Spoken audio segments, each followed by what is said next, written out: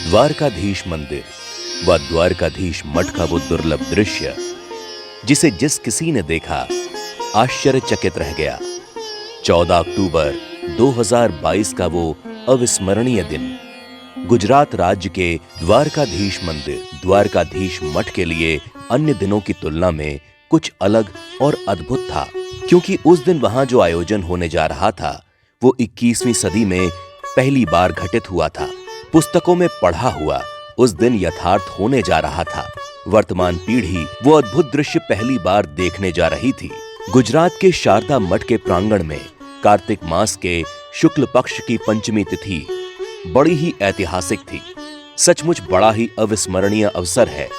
ऐसा लग रहा है कि शरद ऋतु की वह सुबह गुजरात राज्य के लिए ही नहीं पूरे देश के लिए नई ताजगी और एक नई उमंग लेकर आई थी। जिस दुर्लभ दृश्य को संजोकर रखने के लिए हमारी कुल वृक्ष की पूरी टीम संस्थापक अमोल मिश्रा सहित द्वारकाधीश मठ में उपस्थित हुई थी। हम वहां के प्रत्येक बहुमूल्य क्षणों के साक्षी बन रहे थे। उस दिन गुजरात वासी ही नहीं पूरे देश के लोग अपने देश के शंकराचार्य गणों के अभिनंदन का मन भावन दृश्य देखने के लिए व्याकुल हो उठे थे, क्योंकि आज गुजरात में अनंत श्री विभूषित शारदा पीठाधीश्वर जगत गुरु शंकराचार्य स्वामी सदानंद सरस्वती एवं जगत गुरु शंकराचार्य स्वामी अविमुक्तेश्वरानंद महाराज का पीठाधिरोहण और अभिनंदन हो रहा था। संपूर्ण शारदा मठ धन्य हो रहा था, क्योंकि आज उसे अपना चिर प्रतीक्षित स्वामी मिल रहा था। श्रद्धालुगण काफी समय से इस बहुमूल्य क्षण की प्रतीक्षा कर रहे थे।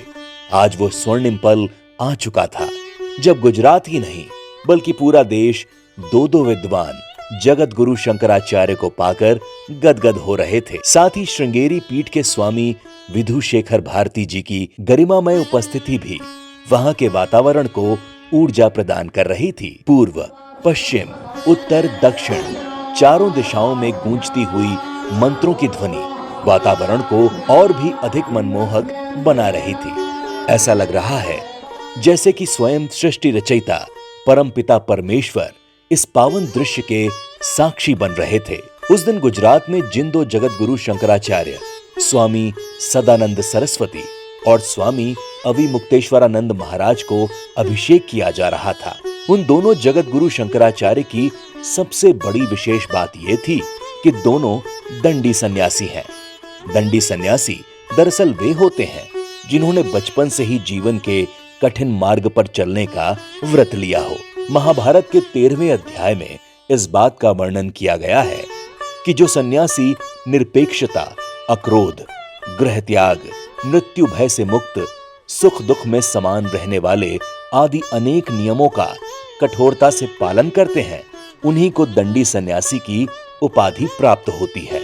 संपूर्ण राष्ट्र उस दिन धन्य धन्य हो रहा था, क्योंकि उस दिन हमें ब्रह्मलीन शंकराचार्य स्वामी स्वरूपानंद सरस्वती के शिष्यों शंकराचार्य गणों का सानिध्य और मार्ग निर्देशन मिलने जा रहा था।